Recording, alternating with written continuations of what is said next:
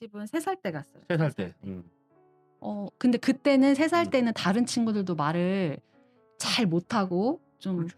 이렇게 사회성이 막 발달하는 시기는 아니어서 크게 막 도드라져 보이거나 하지는 않았는데, 그래도 어떤 활동을 할 때 집중하지 못하고 네. 같이 참여하는 거는 네. 많이 부족했던 것 같아요. 어. 그래서 그때부터 쪼금 이상하다고는 생각했고 네. 그때까지 별 문제가 없었어요. 네. 근데 저희 아이는 특성상 이제 불안이 많은 아이여서 뭔가 그러니까 시각적으로 너무 뭐 대비가 심한 그림이나 이런 것들을 보면 되게 불안을 느끼는 아이였거든요. 그래서 유치원에 걸려 있는 시계를 보고 무섭다고 울거나, 어. 근데 뭐 그런 것들이 너무 많았어요. 네. 그래서 선생님한테 연락이 오기도 하고, 근데 저는 일을 하고 있으니까 바로 갈 수 없으니까. 네. 근데 그건 또 제가 가서 뭐 시계를 떼줄 수도 없는 거고, 그러네요. 인제 그런 경험들이 많이 생기다 보니까 저도 자연스럽게 그래도 쪼끔 더 우리 아이를 이해해 줄 수 있는, 좀 특성에 대해서 좀 이해해 줄 수 있는 선생님이 계시는 곳으로 가는 게 좋겠다 해서 처음에 그래서 통합 어린이집으로 옮기게 된 거예요. 그게 4 살쯤 아니 5살 때 옮겼어요. 살 때 지금 한 1년 넘게는 일반 어린이집 다녔네요. 네네. 2년 동안은 네. 일반 어린이집을 2 다니다가. 년 동안은 엄마의 만족도로 봤을 때는 엄마나 아빠의 만족도로 봤을 때는 통합반 있는 데가 더 그래도 좋지 않을까요? 일반 어린이집 다녔을 때는 좀 불안했던 게 너무 많았어요. 그리고 일일이 아이의 특성이나 성향에 대해서 설명을 해 줘야 되고 해 줘야 되는데 또 그걸 이해를 또 잘 못하시죠. 그런 측면은 좀 있겠네요. 네네. 그다음에는 인제 통합 어린이집으로 다녔는데 네. 왜 통합 어린이집에서 다시 또 유치원으로 또 넘어가는 거는 안 넘어가고 그냥 갈 수도 있잖아요. 어. 그렇죠. 갈 네. 수 있었는데 제가 이사를 하게 됐어요. 네. 근데 이사를 한 계기도 사실은 아이 때문에 한 것도 있거든요. 그랬어요? 그러니까 어. 저희 집 바로 앞에 네. 일반 초등학교도 있고 네. 그리고 장애 학교도 있어요. 네. 같이 있어요. 네. 그렇다 보니까 아이가 쪼끔 커서 네. 학교를 가게 됐을 때 네. 저도 편하고 아이도 좀 더 동네에 좀 적응을 하고 나서 네. '어느 곳이든 가는 게 좋겠다.'라고 생각해서 네. 6살 되기 전에 네. 이사를 왔고. 그럼 일부러 그거 알아보고 온 거네요. 네. 양쪽 다 있는 곳을. 저는 그랬어요. 어. 이게 뭔가 새로운 환경에 노출이 됐을 때 아이들 특성에도 불안이 많아지고 적응하는 데도 시간이 오래 걸리기 때문에 미리 좀 준비해서 한 것도 있었어요. 보다는 학교 들어가기 전에 네. 그냥 병설은 특수반 선생님이 따로 계시고 네. 전문 쪽 교육 받으신 분이니까 그렇죠. 그쪽으로 가는 게 좋겠다. 병설 유치원의 네. 특수반으로 네. 그리고 가려고 특수자 했다. 지원을 받으면 네. 금액적으로도 인제 지원받는 것들이 있으니까 아이에게 더 도움이 되겠다 싶어서 네. 이제 특수반이 있는 네. 유치원으로 보내게 된 거예요. 네. 그 유치원 보내야 되는 건 엄마가 '교육에 욕심이 좀 더 있었나 보다.'라고 어. 사람들이 알게 되는 오해도 있거든요. 그 일반 유치원은 그럴 수 있을 것 같아요. 네. 근데 여기는 어쨌든 특수반은 좀 네. 도움을 받아야 되는 친구들이기 때문에 교육 위주보다는 자조 활동이나 규칙을 따른다거나 그런 거 위주로 많이 가르치는 편이에요, 선생님들께서. 4살 때가 제일 힘들었다고 아까 하셨죠? 또 왜 4살 때가 제일 힘들었는지. 네. 우선 제가 아이가 다른 친구들이랑 다르다는 걸 인정하는 시기였기도 했고, 아이가 아까 말씀드렸다시피 수면의 문제가 너무 많이 있었기 때문에 항상 잠을 못 자고 또 일을 하고. 네.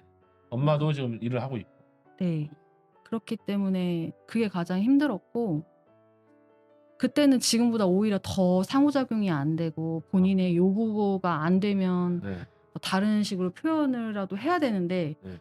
표현도 잘 못하고 네. 하다 보니까 엄마는 답답하고 외로운 마음이 더 많이 들었던 것 같아요. 근데 이제 아이가 아직도 많이 미숙하고 뭐 말을 잘하진 못하지만 어쨌든 본인이 지금은 필요한 게 있으면 어떻게든 표현하려고 하고, 이제 상호작용까지는 아니더라도 뭐 물어봤을 때 대답하는 정도까지는 아이가 좀 커져서 지금은 좀 더 편하게 육아하고 있어요. 네. 장애가 아주 심한 건 아니고. 근데 저도 그래서 네. 혼자 할 수 있는 것들을 계속 많이 시키는 편이에요. 네. 여기까지 인제 얘기도 쭉 들어봤어요. 그러니까 뭐 4살 때 제일 힘들었는데 6세 정도 되니까 그래도 아이의 성장이 더디게 지연되긴 했지만 어쨌든 눈에 띄게 성장했고 그래서 '마음이 좀 편해지고 있다.' 지금 현재 상태는. 아직까지는 아이 걱정에 뭐 잠도 잘 못 자고 그러니까 하지만 네. 그래도 더 어렸을 때를 생각해 보면 네. 아 얘도 조금씩은 크고 있고 노력하는 게 보여서 네.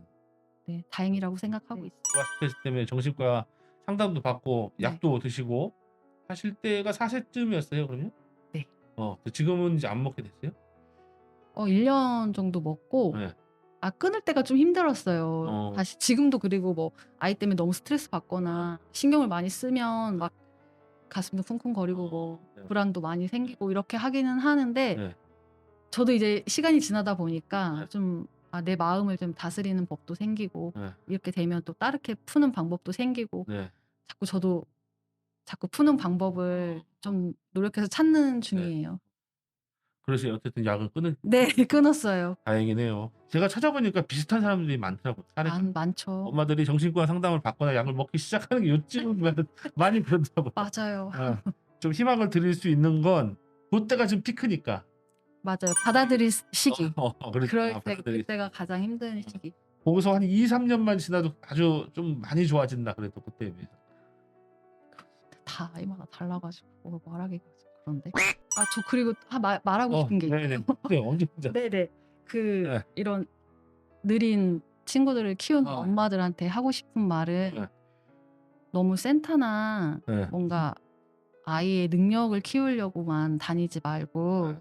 좀 아이랑 여러 가지 경험을 많이 하는 게 진짜 좋은 것 같아요. 그러니까 제가 느끼는 건 아이가 말을 그전에 못하고 불안이 많아서 활동을 할 때 항상 이렇게 위축되어 있고 그랬었는데 자기가 본인이 의사를 조금 표현할 수 있을 때 되니까 예전 이야기를 해요. 엄마랑 했던 그때는 전혀 생각을 안 했던 것 같은데 뭐 "그때 그랬지." 뭐 얘기를 한다거나 아니면 뭐 "누가 아팠지. 엄마는 울었지." 그러니까 이런 걸 다 기억하고 있더라고요. 그때 경험들이나 서사나 이런 걸 다 알고 있는 거네요. 그러니까 이게 네. 이렇게 얘기는 하지 못하지만 불현듯. 그리고 예전에 갔던 장소를 갔는데 네. 예전에 갔던 걸 기억한다거나 아니면 네. 예전에는 못 했는데 그 같은 장소에 가서 똑같은 활동을 했는데 커가니까 또 하게 되고 이제 그런 것들을 볼 때 힘들었지만 많이 데리고 다니고 활동도 많이 시키고 엄마랑 아빠랑 시간을 많이 보낸 거에 대한 반응들이 지금 커가면서 자꾸 나오는 것 같아서 근데 애들 데리고 나가서 활동하기가 너무 힘들잖아요, 그때. 제어하기 힘들잖아요. 그래서 재워도 그렇고 막 좀 잠도 안 자고 그러니까 내 상황 자체가 맞아요, 힘들고. 맞아요. 근데 데리고 주말에 막 어디 다니는 건 더 힘들 수도 있고. 맞아요. 그래서 주변에 네. 도움을 좀 많이 받았고 저는 그 친정 언니들이나 식구들이랑 같이 많이 산도 데리고 다니고 자연으로 많이 나갔고 나가서 활동도 많이 했고 저는 항상 느끼는 건데 보통 그 전문가들이 나오거나 의사 선생님들이 나와서 하시는 말이 네. 엄마가 아이를 어렸을 때 교육을 많이 해줘야 되고 빨리 개입해서 조기 치료를 해야 되고 해서 그렇게 해야 아이가 좋아진다는 식으로 이야기를 많이 하잖아요. 조기 개입이 굉장히 중요하다. 네. 근데 물론 맞는 말인데 항상 그런 뉘앙스를 보면은 엄마가 어떻게 해줘서 아이가 좋아졌고 뭐 그런 경우가 많아요. 그리고 내 아이가 달라졌어요. 그러니까 후기를 뭐 카페 같은 데 올리시는 분들 보면 내가 어렸을 때 얘한테 이렇게 해줬어. 이렇게 해줬어. 이렇게 해줬어라는 말들이 되게 많은데 내 아이가 커가면서도 막 많이 확 좋아지지 않는 친구들도 네. 엄마들이 내가 뭘 안 해줘서 그런 거 아닐까? 반대로 얘기한다면 그러니까 뭔가 엄마들이 그렇게 느낄 수 있는 게 많거든요. 내가 내 책임인가? 네. 내 책임 같고 얘가 더 다른 친구들보다 빨리 성장하지 못하는 게 내가 이거 못 해줘서 그런 거 아니야? 못 해줘서 그런 거 아니야? 그러니까 이런 생각을 많이 하게 되는 것 같아서 죄책감 같은 걸. 네. 네. 그래서 그런데 그런 생각을 안 하는 게 좋을 것 안 같고 하는 게 좋겠다. 아이마다 다 다르니까. 아이마다 다르니까. 네. 성장 그리고 속도가 너무 네. 다르니까. 다르니까. 내가 얼마나 개입했든 얼마나 많이 배워서 개입하든 부모 책임은 아니다. 네. 그게 그렇게 생각하면 그렇죠. 너무 힘들고 우울해지니까 왜 부모 책임이에요? 거기 만난 전문가 책임이기도 하죠. 그렇게 생각 안 하는 게 가장 중요할 것 같아요. 그렇죠. 그렇게 생각 안 하는 게 중요하다는 건 본인도 그렇게 생각을 좀 하셨다는 거네요. 많이 그때. 했죠, 저도. 그래서 항상 불안했고 네. 치료를 안 하면 안 될 것 같고 네. 막 그랬는데 네. 지나고 보니 아이가 갖고 있는 능력은 다 따로 있고 크는 속도도 다 정해져 있는 네. 것도 네. 같고 그런 거. 그리고 아이가 너무 좋아지고 했어도 네. 그게 꼭 내 책임도 오로지 아니고. 엄마 책임만은 아니라 그냥 아이가 갖고 있고 아이가 열심히 한 몫이라고 아, 생각해요.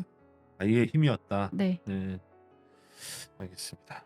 아니 얼마 전에 유튜브 봤는데 그 만화가 신과 함께 그린 사람 네, 누구죠? 알아요. 주호민. 주호민 그분도 장애 아빠잖아요. 자기가 뭐 숨기고 싶어서 그런 건 아니었는데 그냥 구태여 내가 근데 내 맞아. 아들 장애인이다 뭐 이렇게 할 필요는 당연히 없는 거잖아요. 그쵸. 예. 그러다 보니까 지금 사람들도 대부분 몰랐고 요번에 내가 말해서 많이 사람들이 놀랐는데 내가 특별한 무슨 이유가 있는 건 아니었다. 장애 아이를 키우는 것에 대한 부모님들의 이야기를 뭐 한번 그려보고 싶다 하더라고요. 우리 부모님의 이야기도 네. 매일 뭐 할 건 없지만 가끔 이벤트로 한 6개월에 한 번이라든가 어떻게 변하고 있고 요 1년 지나고 나서 내년 초에 그럼 한번 1년 결산 한번 들어봐도 괜찮겠다.